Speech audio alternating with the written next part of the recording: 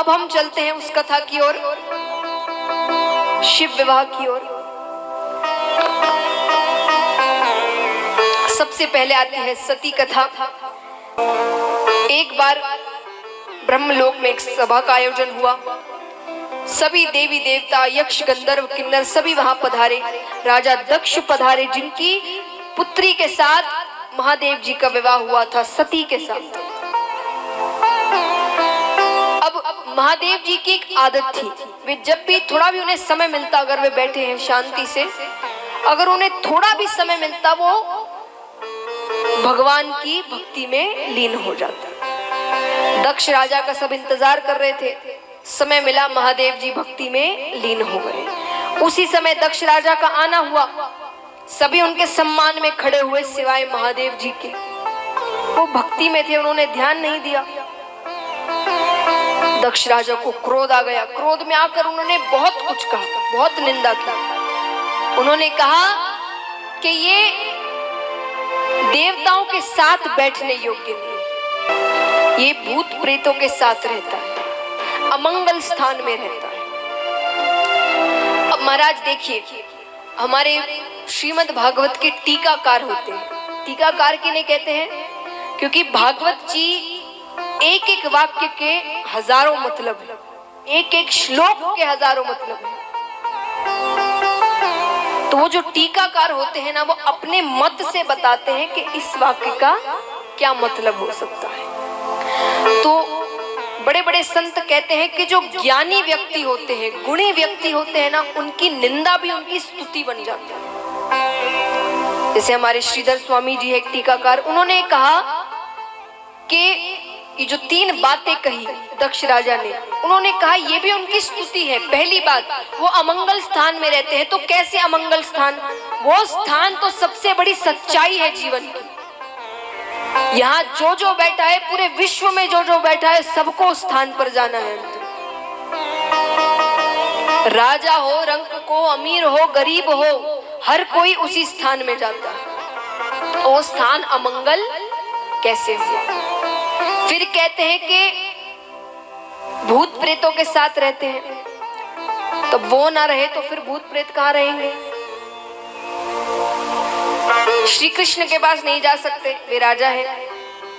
10 बजे के बाद दरवाजे बंद हो जाते हैं उनके। राम जी के पास नहीं जाते, वे भी राजा है। बाहर द्वार पर ही हनुमान जी घोटा लेकर बैठे हुए होते हैं, तुरंत भगा देंगे। अब बचे महादेव जी, तो महादेव जी नहीं रखेंगे तो भूत प्रेत फिर हमारे साथ रहेंगे। तो वो तो हमारा भला कर रहे हैं उनको अपने पास रखकर। फिर कहा देवताओं के साथ बैठने योग्य नहीं है। क्या गलत कहा? वो देवताओं के साथ क्यों बैठेंगे? वो देवता है। अरे वो देवों के देव महादेव है, वो उनसे भी ऊपर है, तो वो देवता के साथ क्यों बैठेंगे? तो एक गुणी व्यक्ति और ज्ञानी व्यक्ति की निंदा भी उनकी स्तुति बन जाती है। अब ये बात तो आई गई, हो गई। महादेव जी ने ये बात सती माता को नहीं बताई। कुछ समय बाद एक बहुत बड़े यज्ञ का आयोजन किया गया, सभी को न्योता दिया गया।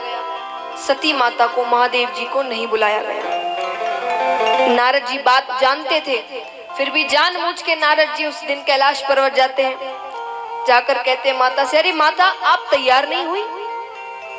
मैंने तो सोचा मैं आपके साथ ही हो लूंगा।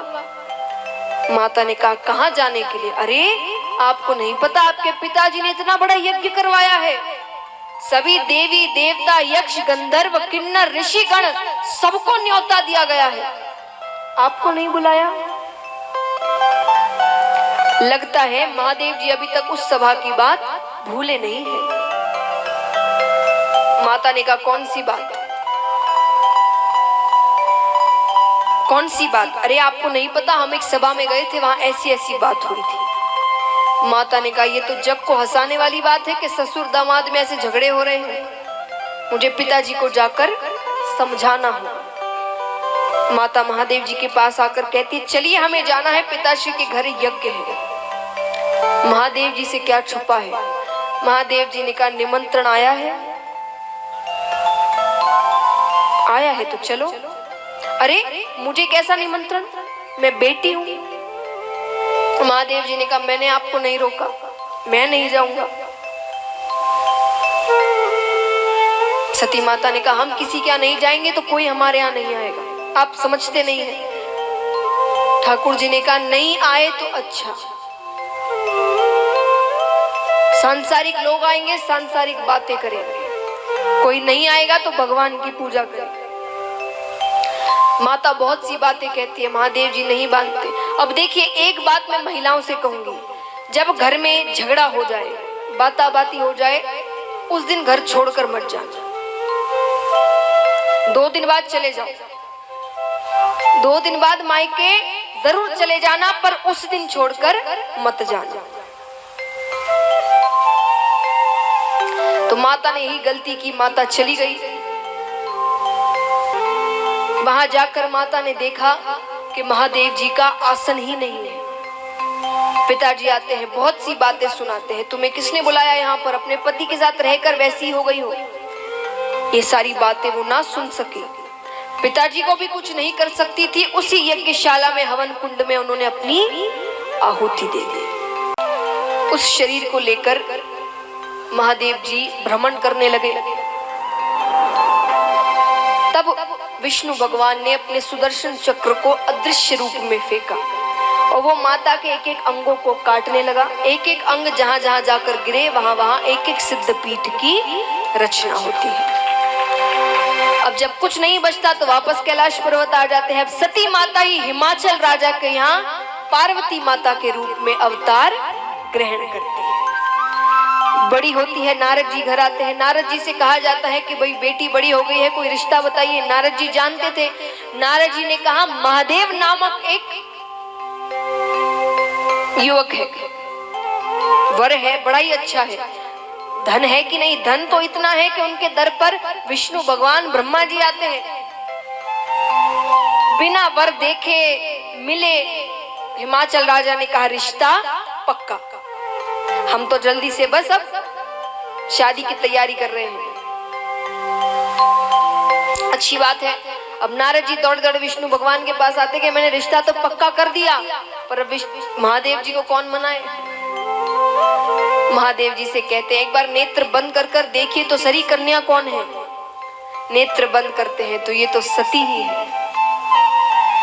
आइए महाराज, अब यहाँ पर विवाह आरंभ होता है। यहाँ से बारात निकल रही है कैलाश पर्वत से और हिमाचल राजा के यहाँ पर शादी ब्याह के जो रीति रिवाज है वो पूरे हो रहे हैं।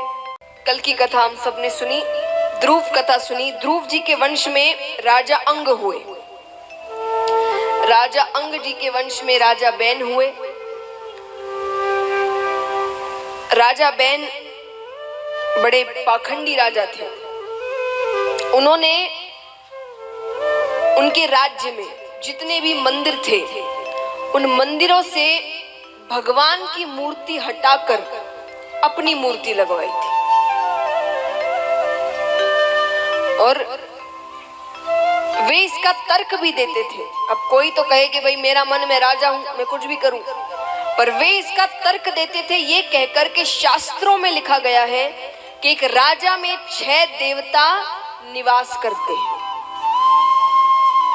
तो उस हिसाब से तो मैं ही भगवान हूं, मेरी पूजा करो। प्रजा उनसे परेशान हो गई थी, ऋषिगणों के पास गई। ऋषिगण आते हैं, उन्हें मनाते हैं, समझाते हैं राजा को, पर वे नहीं मानते, उनका निरादर करते हैं। तो क्रोध में आकर श्राप से राजा को वहीं भस्म कर देते हैं। भस्म कर देते हैं तो राज सिंहासन खाली हो गया, कौन बैठे। प्रजा दुखी हो गई। ऋषिगणों ने कहा कि दुखी होने की बात नहीं, अगर आप कहो तो भगवान को ही बुला लेते हैं। प्रजा ने कहा उससे अच्छी बात और क्या हो सकती है। तो एक लोटा मंगाया गया, उसमें जो राख थी राजा की वो डाली गई, दूध डाला गया, फिर मंथन किया गया। मंथन करते हैं करते करते करते करते उसमें से कौआ उड़कर चला जाता है। प्रजा ने पूछा ये कौन है? बोले ये राजा के पाप थे जो चले गए। फिर मंथन किया जाता है, करते करते करते करते करते साक्षात भगवान विष्णु राजा पृथु के रूप में वहां पर प्रकट होते हैं। तो महाराज इस प्रकार ठाकुर जी का ये एक अवतार राजा पृथु के रूप में हुआ। उन्होंने कई वर्ष राजकाज को संभाला।